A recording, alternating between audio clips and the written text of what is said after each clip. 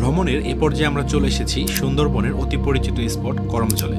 এই করমজল আসলে দেখা মিলবে হরিণ, বানর, কুমির সহ নানা প্রজাতির প্রাণীর। আমরা শিপে করে ভ্রমণ করেছি সুন্দরবন, আর এই শিপে থেকে করমজল যেতে হলে আমাদের ছোট বোটে উঠতে হবে। আমরা এই ছোট বোটে করে পশুর নদী পার হচ্ছি।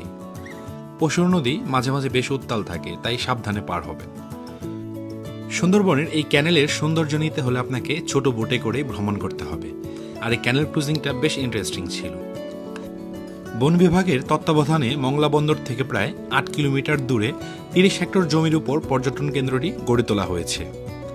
এই পর্যটন কেন্দ্রে অ্যাডাল্টদের প্রবেশ মূল্য ৪৬ টাকা, যাদের বয়স ১২ বছরের নিচে তাদের জন্য ২৩ টাকা, আর বিদেশি পর্যটকদের জন্য ৫৭৫ টাকা।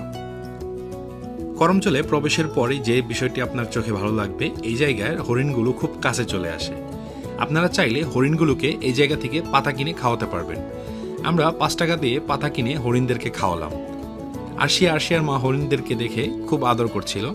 এই ব্যাপারগুলো আমরা বেশ এনজয় করছিলাম। হরিণগুলো মানুষের খুব কাছে চলে আসে। অনেকেই হয়তো জানেন না, বাংলাদেশের একমাত্র প্রাকৃতিক কুমিরের প্রজনন কেন্দ্র এই করমজল। এই করমজল আসলে আপনার দেখা মিলবে এই কুমিরের প্রাকৃতিক প্রজনন কেন্দ্রটি, যেখানে বিভিন্ন সাইজের কুমিরগুলো রয়েছে। বড় কুমির থেকে শুরু করে মাঝারি কুমির রয়েছে। তবে এই জায়গাটাতে আমার কাছে বেশ অবাক লেগেছে, এখানে মাঝারি থেকে ছোট সাইজের বিভিন্ন ধরনের কুমির রয়েছে। চিড়িয়াখানায় গেলে সচরাচর আমরা কুমির দেখি, কিন্তু এত ছোট কুমিরের দেখা কখনোই মিলে না। তাই এই ব্যাপারটা আমার কাছে বেশ ভালো লেগেছে। করমজলে ১২২৬ মিটার একটি ফুড ট্রেল রয়েছে। এই ফুড ট্রেলে কিছুটা অংশ ঢালাই করা, আবার কিছুটা অংশ কাঠের তৈরি।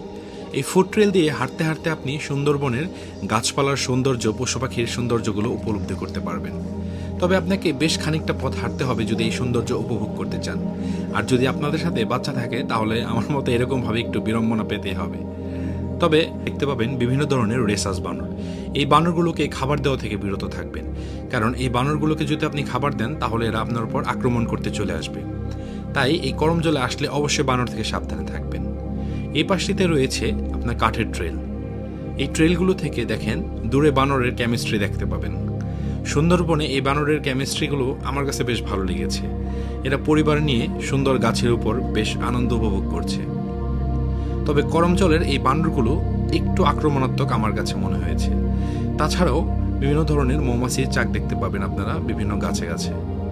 সুন্দরবনের এই মৌচাকের মধুগুলো বেশ সুস্বাদু এবং বেশ ডিমান্ডেবল বলা চলে।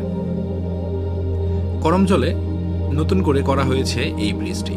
এই ব্রিজটি দেখতেও বেশ সুন্দর, ন্যাচারাল পরিবেশের মধ্যে সুন্দর একটি ব্রিজ করে রাখা হয়েছে। করমজল ভ্রমণ শেষে আমরা এই মংলার কাঠবাদামের স্বাদ নেই এই জায়গা থেকে। তবে কাঠবাদাম আমার কাছে বেশ ভালো লাগেনি, তবে এই করমজল ভ্রমণটি বেশ ভালো লেগেছে। আপনারা সুন্দরবন ভ্রমণ লিস্টে অবশ্যই করমজল রাখবেন। আর এই করমজল আসলে আমার মনে হয় আপনাদের সবারই ভালো লাগবে। সবাই ভালো থাকবেন। আল্লাহ হাফেজ। আসসালামু আলাইকুম।